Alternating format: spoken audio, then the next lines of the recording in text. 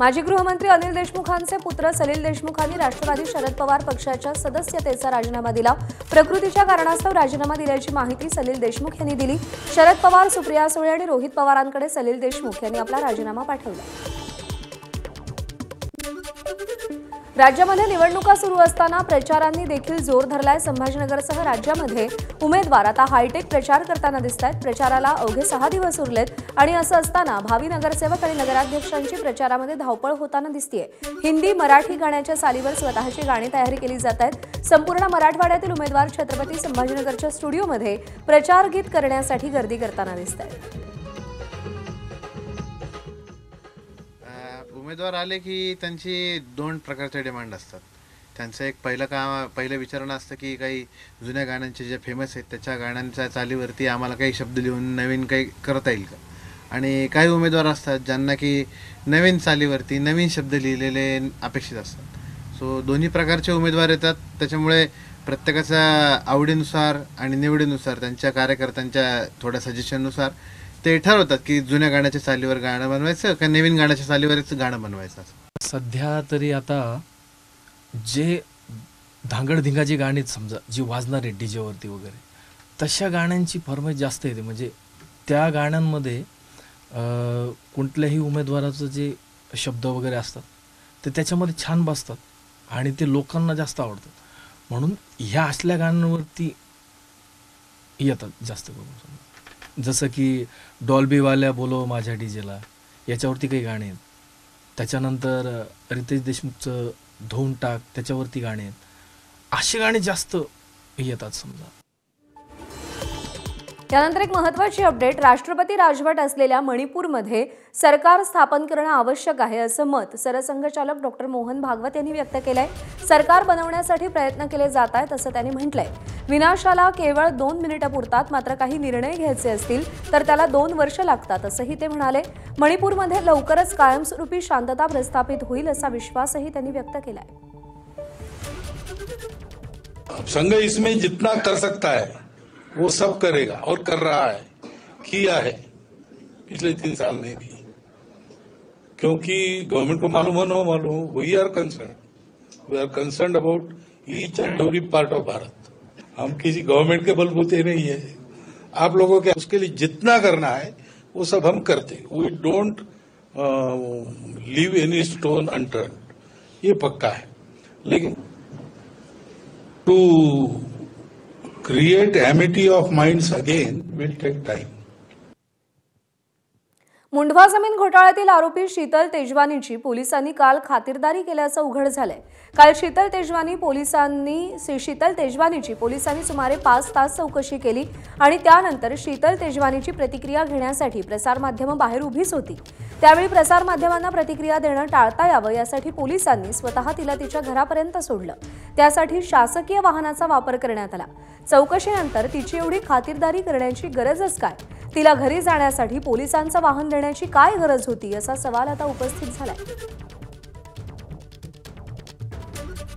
आता तर हे अति होतंय। मला तर आता हे पाहवत नाही आणि आता या सगळ्या पोलीस अधिकाऱ्यांना खरं कायद्याने खेचलं पाहिजे कोर्टात की कुठल्या अधिकाऱ्यांनी त्यांना गाड्या दिल्या, का दिल्या गाड्या, काय म्हणजे ज्या माणसाला अटक करायला पाहिजे, ज्याच्यावरचे आरोप 7 ते 14 वर्षाचे आहेत, ज्याच्यात सुप्रीम कोर्टची ऑर्डर आहे की जर 2 वर्षाच्या वर असतील तर त्यांना अटक करण्याचे अधिकार आहेत, तर कुठच्या अधिकाऱ्यांनी शीतल तेजवानीला सोडण्यात आलं आणि ते सुद्धा थाटामाटात पोलिसांच्या गाड्यात। म्हणजे हाईट झाली आता या सगळ्या गोष्टींची। आणि यानंतर बातम्यांचा वेगवान आढावा आपण पुढे सुरू ठेवूया। मालेगाव डोंगराळ येथे अल्पवयीन मुलीवर झालेला अत्याचार आणि हत्या प्रकरणी आज मालेगाव बंदची हाक देण्यात आली आहे। या बंद दरम्यान आज शहरातील रामसेतू पूल इथून अप्पर जिल्हाधिकारी कार्यालयापर्यंत जनआक्रोश मोर्चा काढण्यात येणार आहे। या मोर्चामध्ये शहरवासीय मोठ्या संख्येने सहभागी होणार आहेत। तसंच मुस्लिम समाजाचे नेते आणि धर्मगुरूही बंदामध्ये सहभागी होतील। सकाळी 9 वाजता महिला आयोगाच्या अध्यक्षा रुपाली चाकणकर या डोंगराळे इथे जाऊन पीडित कुटुंबियांची भेट घेतील, तर काल रात्री मंत्री दादा भुसे यांनी पीडित कुटुंबियांची भेट घेतली। माननीय मुख्यमंत्री महोदयांना भेटायला गेलो। या नराधम आरोपीला फाशीची शिक्षा झाली पाहिजे। फास्ट ट्रॅकवर ही केस चालली पाहिजे. उज्ज्वल निकम साहेबांच्या सारखं वरिष्ठ विधिज्ञ तज्ज्ञ त्या ठिकाणी दिला पाहिजे. उलट अतिशय गंभीरपणे त्याचं दखल घेत मुख्यमंत्री महोदयांनी त्याला एक सकारात्मक तात्काळ निर्णय केला आणि उज्ज्वल निकमांच्या सोबत आणखी एखादं पर्यायी नाव पण असू देत असं पण. अमरावतीच्या मोतीनगरमध्ये भरधाव कार अनियंत्रित झाली आणि कारनं चौघांना धडक दिली. यामध्ये कार चालवणाऱ्या तरुणीनं मद्यप्राशन केलं असल्याचं समोर आलंय. या घटनेनंतर संतप्त जमावानं महिलेच्या गाडीची तोडफोड केली तर महिलांनी तिला मारहाण देखील केली. दरम्यान या अपघाताचा सीसीटीव्ही समोर आला असून संबंधित कार चालक महिलेवर गुन्हा दाखल झालाय. रायगडच्या उरण नगर परिषदेमध्ये नगराध्यक्षपदासाठी भाजपकडून उमेदवार असलेल्या शोभा कोळी शहा यांनी आपल्या प्रचारासाठी उर्दू भाषेचा आधार घेतलाय. उरणमधील मुस्लिम बहुल मतदारांना भाषेचा अडथळा येऊ नये यासाठी उर्दू भाषेतील पत्रक छापण्यात आलंय. मुस्लिम मतदारांना आकर्षित करण्यासाठी आणि मतदान मिळवण्यासाठी भाजप उमेदवारानं उर्दू भाषेचा आधार घेतल्याचं दिसून येत आहे. भाजपच्या या उर्दू भाषेवरच्या प्रेमामुळे महाविकास आघाडीतल्या नेत्यांकडून मात्र टीका केली जाते. उर्दूतले अनेक शब्द आपण बोली भाषेमध्ये जोरात वापरतो आणि उर्दूमध्ये पत्रक छापणं म्हणजे काय गुन्हा आहे का? आणि जर मला मुस्लिम बांधवांना माझ्या इथे JNPT असल्यामुळे अनेक UP बिहारची लोक आहेत ज्यांना हिंदी कळताना मुश्किल जातं, म्हणून त्यांना आव्हान करण्याकरता उर्दू भाषेमध्ये पत्रक छापलं. मराठवाड्यात नगरपंचायत नगरपालिका निवडणुकीमध्ये तब्बल 7 डॉक्टर निवडणुकीच्या मैदानात उतरणार आहेत. भाजप आणि शिवसेनेकडून डॉक्टरांना नगरसेवक आणि नगराध्यक्ष पदासाठी उमेदवारी देण्यात आली आहे. काही डॉक्टर तर विरुद्ध डॉक्टर असे उभे ठाकलेले आहेत. 2 ठिकाणी तर नगराध्यक्ष पदाच्या निवडणुकीसाठी डॉक्टर विरुद्ध डॉक्टर अशी लढाई होणार आहे. नगरपालिका निवडणुकीत आता या डॉक्टरांच्या हाती स्टेथोस्कोप नाही तर राजकीय पक्षांचे झेंडे असणार आहेत. त्यामुळे आता निवडणुकीमध्ये नगरसेवक आणि नगराध्यक्ष पदासाठी नशीब आजमावणाऱ्या डॉक्टर्सना यश मिळतं का हे पाहावं लागेल. जेव्हा माझं वैद्यकीय शिक्षण झालं, मी जेव्हा BSMH पास आउट झालं, तर भरपूर गावातले प्रतिष्ठित लोकांची अशी इच्छा होती की मी समाजकारण पण करावं, वैद्यकीय सेवापेक्षा समाजकारण पण करावं. म्हणून मला 1996ला सर्वप्रथम लोकांच्या आग्रहामुळे मी पहिल्यांदा नगरसेवक पदाकरता उभं राहिलो व ह्या प्रकारे मी राजकारणात माझं पदार्पण झालं. बीड नगरपालिकेमध्ये भाजपकडून 52 पैकी 27 महिला उमेदवार निवडणुकीच्या रिंगणात उतरल्यात. यामध्ये क्षीरसागर कुटुंबातील सून सारिका क्षीरसागर या प्रभाग क्रमांक 15 मधून निवडणूक लढत आहेत. सारिका क्षीरसागर MBBS डॉक्टर असून स्त्रीरोग तज्ज्ञ आहेत. तसंच सारिका क्षीरसागर यांच्यासह भाजपकडून नगराध्यक्षपदासाठी डॉक्टर ज्योती रवींद्र घुमरे यांना संधी देण्यात आली आहे. जवळपास 27 महिला उमेदवारांची मोठ सारिका क्षीरसागर यांच्या माध्यमातून बांधण्यात आली आहे. महिलांचं आपल्याला हे लाडक्या नेत्या आपल्या बीड जिल्ह्याच्या पंकजाताई मुंडे यांनी या निवडणुकीमध्ये महिलांचीच मूठ बांधलेली आहे. ठिकठिकाणी महिला उमेदवारांना त्यांनी संधी दिलेली आहे. महिलांना मूलभूत गरजा सगळ्यांना कसा देता येतील हा त्यांचा जास्त विचार असतो आणि त्याच्यावरच आम्ही काम करणार आहोत. बीडच्या गेवराई नगरपालिकेच्या नगराध्यक्षपदाच्या भाजप उमेदवार गीता त्रिंबक उर्फ बाळराजे पवार यांनी प्रचारादरम्यान मतदाराला धमकावल्याचा कथित व्हिडिओ व्हायरल होतोय. या प्रकरणी अजित पवारांच्या राष्ट्रवादीकडून निवडणूक आयोगाकडे तक्रार देण्यात आली आहे. गेवराई शहरात प्रचार करत असताना गीता पवार यांच्या मतदारांशी भेटीगाठी सुरू होत्या आणि आज दरम्यान त्यांनी मतदाराला धमकावल्याचा व्हिडिओ सध्या व्हायरल झाला.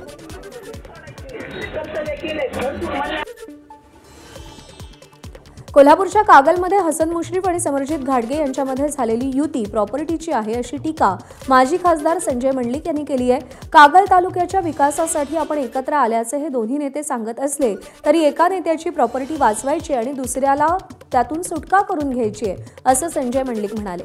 दरम्यान कोल्हापूर जिल्ह्यामध्ये जो एकाकी पडतो त्याच्या पाठीशी जनता उभी राहते. कागलमध्ये देखील आपल्या पाठीशी संपूर्ण जनता उभी राहील असं संजय मंडलिक यांनी ABP माझाशी बोलताना म्हटलंय. काही लोक म्हणतात राजकीय स्वरूपाची युती आहे, काही लोक म्हणतात आम्ही विकासासाठी युती केली, पुढच्या काळामध्ये अमुक ॲडजस्टमेंट होणार आहेत. तर कागल तालुक्यामध्ये विशेषतः कागल शहरामध्ये चर्चा आहे. काही ठिकाणी जमिनीवर आरक्षण समरजित घाटगेंची टाकली होती, ती त्यांना काढून घ्यायची होती. ईडीच्या मध्ये त्यांनी स्वतःच भूमिका घेतली होती, त्याबद्दल मुश्रीफांना सुटका करून घ्यायची होती. पण ईडी आणि आमचं काय म्हणायचं प्रॉपर्टी ह्याचं डील त्यामध्ये झालेलं आहे. दरम्यान या संदर्भात हसन मुश्रीफांनी प्रतिक्रिया दिली आहे. मी जर तोंड उघडलं तर बात दूर दूर तक जाएगी. त्यामुळे संजय मंडलिक यांनी अजूनही सांभाळून बोलावं असा थेट इशारा मंत्री हसन मुश्रीफ यांनी संजय मंडलिकांना दिलाय. मंडलिक साहेब कुठं आणि संजय मंडलिक कुठं, मंडलिक साहेबांचं काम किती, आता याबद्दल मी संजय मंडलिक यांच्यावर मी अजून बोलायला होतो, बात दूर दूर तक जाएगी. मी काही व्यक्तीवर टीका करणार नाही, कारण त्यांनी आपलं तोंड आवरावं आणि त्यांनी सांभाळून बोलावं अशी माझी त्यांना आजही विनंती आहे.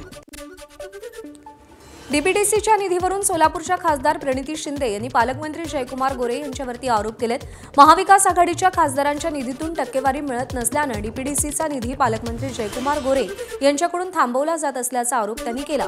तर त्यांच्या या आरोपांना भाजप आमदार देवेंद्र कोठे यांनी प्रत्युत्तर दिलंय.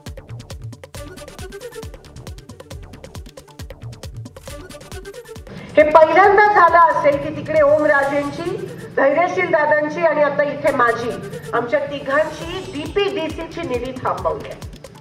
डीपीडीसीची निधी ही काय आमच्या खिशातली नाही आहे. डीपीडीसी म्हणजे त्याच्यामध्ये तुमची रस्त्याची निधी असतात, सभामंडपची निधी असते, त्याच्यामध्ये कुठे डीपी, आता गहू पेरण्याचे गव्हाचे दिवस आले तर लोकांना लाईट पाहिजे, डीपी दुरुस्त करायची पण निधी त्या डीपीडीसी ती या लोकांनी थांबवले. का? कारण का महाविकास आघाडीच्या खासदाराच्या निधीमधून टक्केवारी मिळत नाही म्हणून. मी तुम्हाला या माध्यमातून जाहीर चॅलेंज देतो की तुम्ही जे समान निधी म्हणता तर तुमच्या मागच्या 1 वर्षाचा खासदारकीचा निधी असेल किंवा ह्या पुढच्या 6-7 महिन्याचा निधी तुम्ही 6 तालुक्याचं प्रतिनिधित्व करता, त्या 6 तालुक्याला तुम्ही तो निधी समान प्रमाणात दिलाय का, त्याचा तुम्ही पहिला खुलासा या ठिकाणी सादर करावा असं मी तुम्हाला ओपन चॅलेंज या माध्यमातून देतोय. आगामी महापालिका निवडणुकीच्या अनुषंगानं नाशिक काँग्रेसकडून शहरातल्या सगळ्या प्रभागांमध्ये मोर्चे बांधणीला सुरुवात झाली आहे. नाशिकमध्ये काँग्रेस पक्षाला मोठी गळती लागली असताना कार्यकर्त्यांचं आणि इच्छुक उमेदवारांचं मनोधैर्य वाढवण्यासाठी प्रदेश काँग्रेसकडून धुळ्याच्या खासदार शोभा बच्छाव आणि काँग्रेस निरीक्षक श्रुती म्हात्रे यांना नाशिकची जबाबदारी देण्यात आली आहे. नाशिकमध्ये शहर काँग्रेसनं स्वबळाचा नारा दिला असला तरी सर्वस्वी निर्णय हा वरिष्ठांचा असेल. मनसेसोबत लढाईचं काय या संदर्भात देखील वरिष्ठ निर्णय घेतील. मात्र आम्ही प्रत्येक कार्यकर्त्याला संधी आणि न्याय देण्यासाठी काम करतोय अशी प्रतिक्रिया काँग्रेस खासदार शोभा बच्छाव आणि श्रुती म्हात्रे यांनी दिलेली आहे. प्रत्येक कार्यकर्ता हा आपले कामं, आपल्या योजना महाविकास आघाडी काँग्रेस पक्षाने जे काही कामं केली ते पोहोचवत आहेत आणि जे काही स्थानिक प्रश्न आहेत ते सोडवण्याच्या संदर्भामध्ये देखील आश्वासन देत आहेत. आघाडीच्या संदर्भामध्ये आणि मनसेच्या संदर्भामध्ये वरिष्ठ पातळीवरती जो निर्णय होईल तो सगळ्यांना मान्य राहील. नाशिकच्या नांदगाव नगर परिषदेत राजकीय घडामोडींना वेग आलाय. माजी नगराध्यक्ष राजेश कवडे नगर परिषदेच्या निवडणुकीच्या रिंगणातून बाहेर पडले. कवडे यांनी शिवसेनेच्या तिकिटावर उमेदवारी अर्ज भरला होता, मात्र हा अर्ज अवैध ठरला. त्यानंतर कवडेंनी त्यांचा अपक्ष उमेदवारी अर्जही मागे घेतला. पुढे त्यांनी शिंदेंच्या शिवसेनेचे उमेदवार सागर हिरे यांना पाठिंबा जाहीर केला. दुसरीकडे शिंदेंच्या शिवसेनेचे किरण देवरे, वंदना कवडे आणि दीपक पांडव यांची बिनविरोध निवड झाली. नांदगावमध्ये आमदार सुहास कांदेंच्या नेतृत्वात शिंदेंच्या शिवसेनेकडून राजकीय समीकरणांची जुळवाजुळव करण्यात येते. अकोल्याच्या नगरपालिका निवडणुकीमध्ये महायुतीत बिघाडी झाल्याचं पाहायला मिळत आहे. भाजप, शिंदेंची शिवसेना आणि अजित पवारांची राष्ट्रवादी एकमेकांच्या विरोधात उभी ठाकली आहे. त्यामध्ये अजित पवारांच्या राष्ट्रवादीनं जिल्ह्यात भाजपसमोर मोठं आव्हान उभं केलंय. महायुतीतील घटक पक्ष असलेल्या राष्ट्रवादी काँग्रेस अजित पवार पक्षानं निवडणुकीत 6 पैकी 4 नगराध्यक्ष तर 142 पैकी 87 नगरसेवक पदासाठी उमेदवार रिंगणात उतरवले. तसंच बाळापूरमध्ये स्थानिक आघाडीला पाठिंबा देणार असल्याचं आमदार अमोल मिटकरी यांनी एबीपी माझाशी बोलताना स्पष्ट केलंय. आज जर तुम्ही बघितलं तर राष्ट्रवादी काँग्रेस पक्षाने तब्बल 87 नगरसेवक पदाचे उमेदवार आणि नगराध्यक्ष पदाकरता 4 उमेदवार आम्ही उभे केलेले आहेत. आज वंचित बहुजन आघाडीसारखा एक ग्रासरूटला असलेल्या पक्षापेक्षाही एक उमेदवार आम्हाला जास्त भेटलेला आहे. वाशिममध्ये ठाकरेंच्या शिवसेनेचे उपजिल्हा प्रमुख नागोराव ठेंगडे यांनी राजीनामा दिलाय। आपल्यासाठी आलेला नगराध्यक्षपदाचा एबी फॉर्म जिल्हाप्रमुख सुरेश मापारी यांनी पत्नीच्या अर्जाला जोडल्याचा आरोप ठेंगडे यांनी केला। मात्र काहीही झालं तरी अपक्ष उमेदवारी अर्ज भरून निवडणूक लढवणार असं ठेंगडे यांनी म्हटलंय। त्यामुळे आता ठाकरेंच्या शिवसेनेच्या अध्यक्षपदाच्या उमेदवार रेखा मापारी यांच्या समोरच्या अडचणी वाढण्याची चिन्ह आहे। तुमचा एबी फॉर्म मी जिल्हा प्रमुखाकडे देतो आणि त्यांना त्याच्याकडे पाठवला। मात्र जिल्हा प्रमुखांना माघारी फॉर्म भरून ठेवलेला होता आणि ते एबी फॉर्म त्यांच्या पत्नीले लावला आणि माझ्या संग घात केला। या घाता केल्यामुळं माझं एकदम मन दुखलं आणि माझ्या कार्यकर्त्याचं समाजाचं की असं कसं झालं वेळेवर, म्हणून मी माझा उपजिल्हा प्रमुख पदाचा राजीनामा देत आहो। माझी नाराजी फक्त जिल्हा प्रमुखावर आहे। माझ्यासोबत घात झाला। धुळ्याच्या दोंडाईचा नगर परिषदेच्या निवडणुकीत प्रभाग क्रमांक 5B मधून राखीबाई उपाध्ये यांनी शरद पवारांच्या राष्ट्रवादीकडून उमेदवारी देण्यात आली होती। मात्र राखीबाई उपाध्ये यांनी त्यांचा उमेदवारी अर्ज मागे घेतलाय। यामुळे भाजपच्या भारती मराठे या बिनविरोध निवडून आल्या। त्यामुळे भाजपच्या बिनविरोध झालेल्या नगरसेवकांची संख्या आता 8 वर गेली आहे। सांगोला नगरपालिकेत यंदा रंगतदार लढती दिसणार आहेत। एकाच वेळी आजोबा आणि नातू दोघंही निवडणुकीच्या रिंगणात उतरलेत। सांगोल्यातील पूर्वाश्रमीचे शेकापचे ज्येष्ठ नेते मारुती आबा बनकर यांनी ऐन निवडणुकीच्या तोंडावर भाजपत प्रवेश करत नगराध्यक्षपदाची उमेदवारी दाखल केली आहे। मारुती आबा बनकर हे भाजपचे सर्वात ज्येष्ठ उमेदवार असून त्यांनी यापूर्वी 2 वेळेला सांगोल्याचं नगराध्यक्ष पद भूषवलंय। मारुती आबा बनकर यांनी नगराध्यक्षपदाची उमेदवारी दाखल करताना त्यांचा नातू ज्योतिरादित्य बनकर यांनी प्रभाग क्रमांक 5 मधून नगरसेवक पदासाठी उमेदवारी दाखल केली आहे। विशेष म्हणजे मारुती आबा बनकर हे सर्वात जास्त वयाचे उमेदवार असून त्यांचा नातू ज्योतिरादित्य हा सर्वात कमी वयाचा उमेदवार आहे।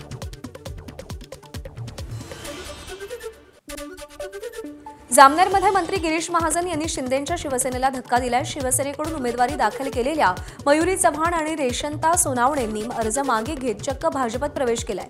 शिंदेंच्या शिवसेनेकडून वॉर्ड नंबर 1 मधून मयुरी चव्हाण आणि वॉर्ड नंबर 13B मधून रेशंता सोनावणे यांनी अर्ज दाखल केला होता। हिंगोली नगरपालिकेच्या निवडणुकीमध्ये भाजपला धक्क्यामागून धक्के मिळताना पाहायला मिळतात। प्रभाग क्रमांक 16B मधील भाजपचे नगरसेवक पदाचे उमेदवार भास्कर बांगर यांनी उमेदवारी अर्ज मागे घेतल्यानंतर आता प्रभाग क्रमांक 9B मधील भाजपचे उमेदवार विजय काळे यांनी उमेदवारी मागे घेतली आहे। वैद्यकीय कारणानिमित्त निवडणुकीतून माघार घेत असल्याची प्रतिक्रिया त्यांनी दिली आहे। त्यामुळे हिंगोली नगरपालिका निवडणुकीमध्ये चांगलेच घमासान पाहायला मिळते। मुंबईतील छत्रपती शिवाजी महाराज आंतरराष्ट्रीय विमानतळावरील धावपट्टीच्या दुरुस्तीचं काम 6 तासात पूर्ण करण्यात आलंय। काल सकाळी 11 ते दुपारी 4 वाजेपर्यंत दुरुस्तीसाठी धावपट्टी बंद करण्यात आली होती। धावपट्टीवरून विमानाच्या चाकाचे तुकडे हटवणं, एअरफील्ड ग्राउंड लाइटिंग सिस्टीमची देखभाल करणं, इतर पायाभूत सुविधा आणि स्वच्छतेची कामं करण्यात आली आहेत। पंतप्रधान नरेंद्र मोदी दक्षिण आफ्रिकेला रवाना झालेत। पंतप्रधान नरेंद्र मोदी यांचा पुढील 3 दिवस दक्षिण आफ्रिकेचा दौरा असणार आहे। 22 आणि 23 नोव्हेंबरमधील महत्त्वाच्या सत्रांमध्ये पंतप्रधान नरेंद्र मोदी सहभागी होतील। या दौऱ्यामध्ये मोदी अनेक देशांच्या प्रमुखांशी चर्चाही करतील। दिल्लीतील हिवाळी अधिवेशनापूर्वी सरकारनं सर्वपक्षीय बैठक बोलावली आहे। 30 नोव्हेंबरला ही बैठक होणार असून किरण रिजिजू यांनी सभागृहाच्या सगळ्या पक्षीय नेत्यांना पत्राद्वारे माहिती दिली। या बैठकीमध्ये अधिवेशनात मांडण्यात येणाऱ्या विधेयकांवर चर्चा होणार असून अधिवेशन सुरळीत पार पडावं यासाठी एकमत व्हावं म्हणून बैठक घेण्यात येणार आहे। 30 नोव्हेंबरला सकाळी 11 वाजता बैठक पार पडेल अशी माहिती आहे। एबीपी माझा, उघडा डोळे बघा नीट।